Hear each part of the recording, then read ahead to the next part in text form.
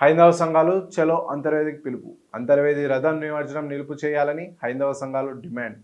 హైందవ సంఘాలు చలో అంతర్వేది పిలుపుతో అధికారులు రథం నిమజ్జన కార్యక్రమం నిలుపుదల చేశారు.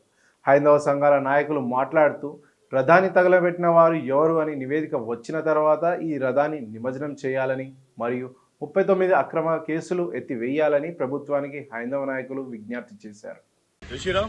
ఈరోజు చలో అంతర్వేది విషయమై మేమందరం కూడా హిందూ సంఘాల నేతలందరూ కూడా అంతర్వేది చేరుకోవడం జరిగింది. గత 5 సంవత్సరాల క్రితం అంతర్వేది లక్ష్మీనరసింహస్వామి వారి రథాన్ని, అతి పురాతనమైన రథాన్ని కొంతమంది దొండగలు కాల్చివేయడం జరిగింది. ఆ రోజున హిందువులందరూ కూడా ఆగ్రహంతో భారీ ఎత్తున ఉద్యమం చేయడం జరిగింది. ఆ రోజు ప్రభుత్వాన్ని ఒకటే కోరుకున్నాం, ఏదైతే అతి పురాతనమైన రథాన్ని దొండగలు దగ్ధం చేశారో వాళ్ళని పట్టుకుని కఠినంగా శిక్షించమంటే, ఎవరైతే ఇక్కడ హిందువులు ఉద్యమం చేస్తున్నారో వాళ్ళ మీద 39 మంది మీద అక్రమ కేసులు పెట్టడం జరిగింది. ఆ రోజు ఏదైతే ఆ రోజు నుంచి ఈ రోజు వరకు కూడా ఒకటే కోరుకున్నాం ప్రభుత్వాన్ని, ఎవరైతే అంతర్వేది రథాన్ని దగ్ధం చేశారో ఆ దోషులను పట్టుకుని కఠినంగా శిక్షించాలి. అలాగే అక్రమంగా 39 మంది మీద అక్రమ కేసులు ఏదైతే పెట్టారో వాటిని అన్నింటినీ ఎత్తేయాలి. ఆ తర్వాత మాత్రం మీరు ఏ కార్యక్రమం చేసినా అని చెప్పి ఆ రోజు ప్రభుత్వానికి చెప్పాం, ఈ రోజు కూడా అదే చెప్పడం. కానీ ఇప్పుడున్న ప్రస్తుతం అధికారులు ఏం చేశారంటే, హుటాహుటిన రథాన్ని ఏదైతే దగ్ధమైపోయిన దొండగల యొక్క కాల్చివేతలో దగ్ధమైపోయిన రథం ఏదైతే ఉందో దాన్ని పట్టుకుని అంతర్వేది సముద్రంలో కలిపివేయడానికి మరి ప్రయత్నాలు జరుగుతున్నాయి. దీన్ని తెలుసుకున్న హిందువులందరూ కూడా భారీ ఎత్తున మరి చలో అంతర్వేది కార్యక్రమానికి పిలుపునివ్వడం జరిగింది.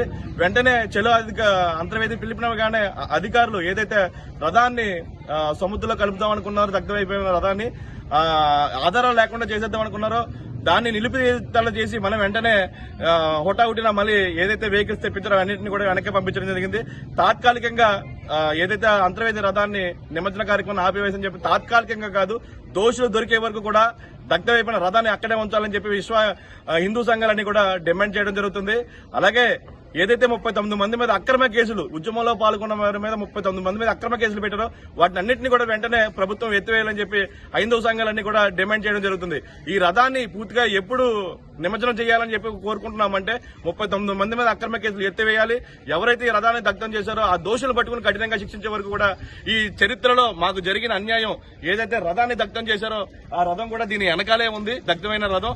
ఆ రథాన్ని మా హిందువుల మనోభావాలు గౌరవించి దోషులను పట్టుకోండి, 39 మంది మీద అక్రమ కేసుల్ని ఎత్తివేయాలని చెప్పి హైందూ సంఘాలన్నీ కూడా ప్రభుత్వాన్ని డిమాండ్ చేయడం జరుగుతుంది. జై శ్రీరామ్, భారత్ మాతాకి జై.